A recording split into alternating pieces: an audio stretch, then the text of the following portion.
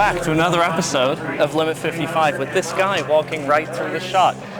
This is the Rudi Klein auction. Jonas has flown all the way from Germany, and Just now, where are we? At Rudi Klein Junkyard in LA. Jonas was able to get in, and he just... I was able to get your wristband. Yes. As my camera guy. I'm undercover, yeah. So we're gonna go have a look around. There's some pretty sad but pretty special cars here. Yeah, there was an MG. There's one MG. Let's go see the MG. Let's take a walk.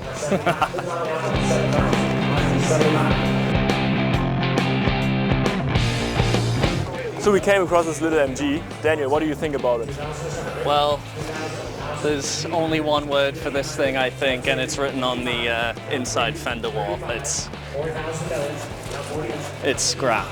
Believe it or not, this barely recognizable pile of rust used to be an MGA. Pretty cool though, right? So you've got Ferraris in here, Porsches in here, Pullman, coach-built Mercedes, Maybachs, and an MGA. There's always one. It's hiding, you gotta find it. It's in the bush, but it's here. And it's cut in half. And it's cut in half, but it's still here. See, the MG, it always prevails, you see?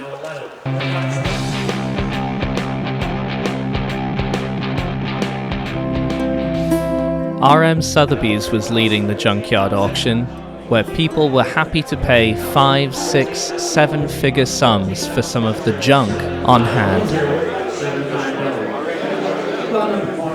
And while the bidders seemed quite keen, I wasn't so sure. You know, initially I was quite, excited because it's unusual to see these kinds of cars in this kind of condition. That doesn't really exist anymore. And they haven't really survived either.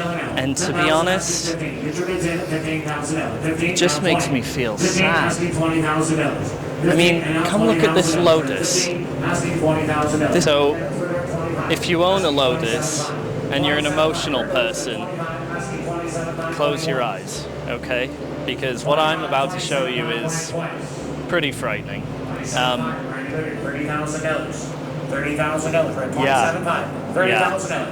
Lotus is actually a strong word for what that is.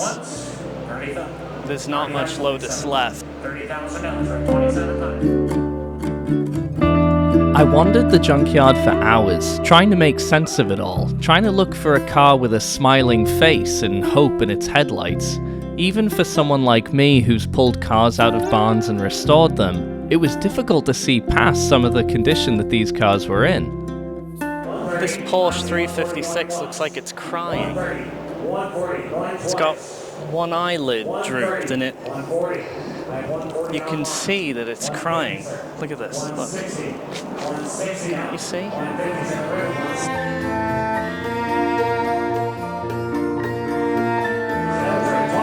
This is certainly an exciting place to be. This is a premium auction. It's been very tightly controlled, and I can appreciate that. I can see why. I mean, it's unusual to see these kinds of cars in this kind of condition.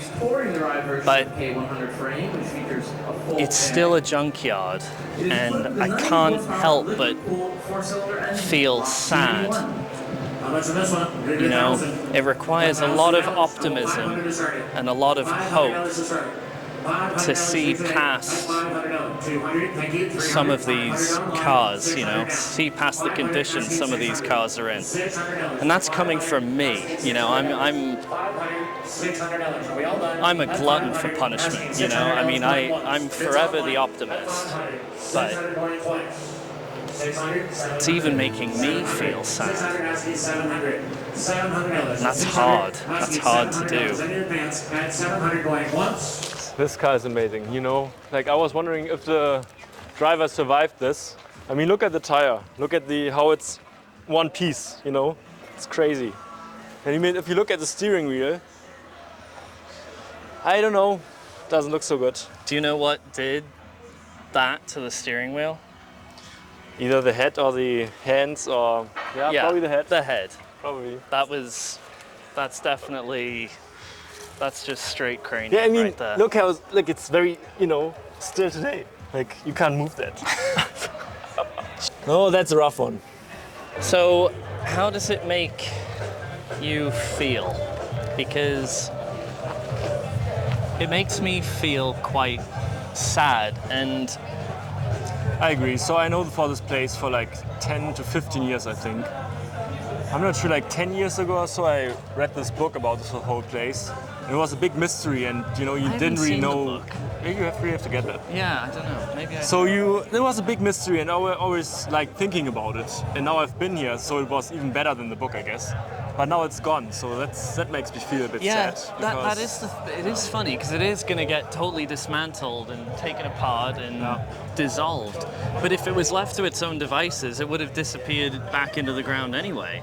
That's So true. some of the cars will get saved, but it's just like this really weirdly conflicting thing.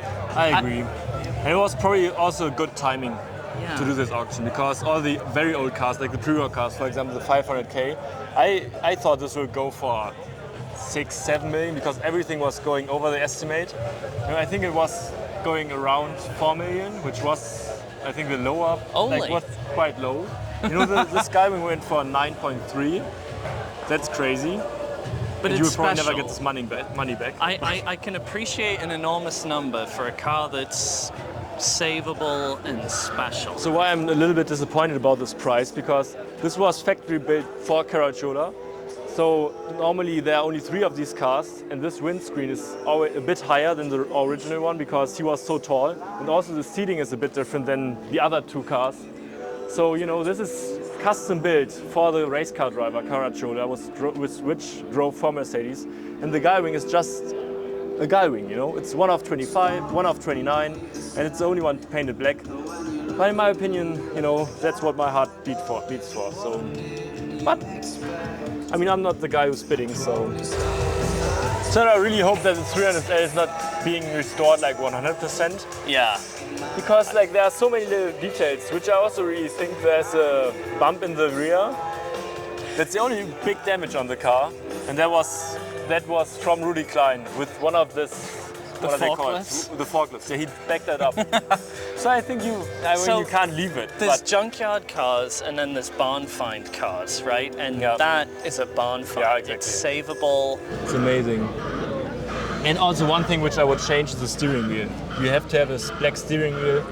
I know they didn't do it on the Gullwing, they only did that on the Roadster. But I mean, for a black car with a black interior, or black dashboard, a black steering wheel. Yeah, I think would you're look right. amazing. Black Bakelite.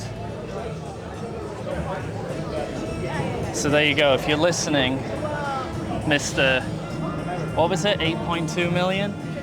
Mr. 8.2 million. No, 8.5, and then the buyer's premium's on 9.3, I think. Oh, okay, fantastic. So if you're listening, Mr. 9.3 million 27-year-old, black steering wheel. No negotiation. But I mean, that's not the original steering wheel anymore. No, but you can keep it. You know. Yeah, put it on the wall. Everyone needs something on the wall. Oh, that's cool. That's so funny. Oh, all on the dashboard. Look at that. It looks like it's burnt. Crazy. I'm telling you, man, that's what the LA sun actually set fire to plastic. And look what it already had. Like, what is this? What does ICE stand for? Like, does it have like an ice? I don't know. Like Actually. maybe a fridge in the back or something? Lamborghini Rama? Never heard about that. Jarama. Jarama. I think that's a type of ham. I guess it's also a Lamborghini. That could be the engine, probably. The other funny thing is the location of the auction. You know, it's in Compton. It's in a rough neighborhood, and yet you've got all this apparent hidden wealth behind this corrugated steel, barbed wire, underneath the humming power lines. It's like a really weird dichotomy It's just a really strange place. It's difficult to put into words. At the end of the day, though, I'm glad people are saving these cars, even if, as someone I met put it, some of them were hard to look at. They just look like ghosts, these mirrors. 420 twice. It just looks like it's in its grave. That's the Rudi Klein collection. I think we feel lucky to have seen it in its current state was an before amazing it was experience. taken apart. I think we will never forget that. That was once in a lifetime thing. Yeah, it really is, because junkyards don't have these kinds of cars. No. Really, anymore. Or they might do, but it's also I mean, mixed in with you never know what comes up nonsense. next, you know? Like, it doesn't have to be a junkyard, but like True. a private collection where he just kept But- his cars in a forest or whatever. That stuff exists. I know about some, but Yeah, but if you think about it, every car that was here is special.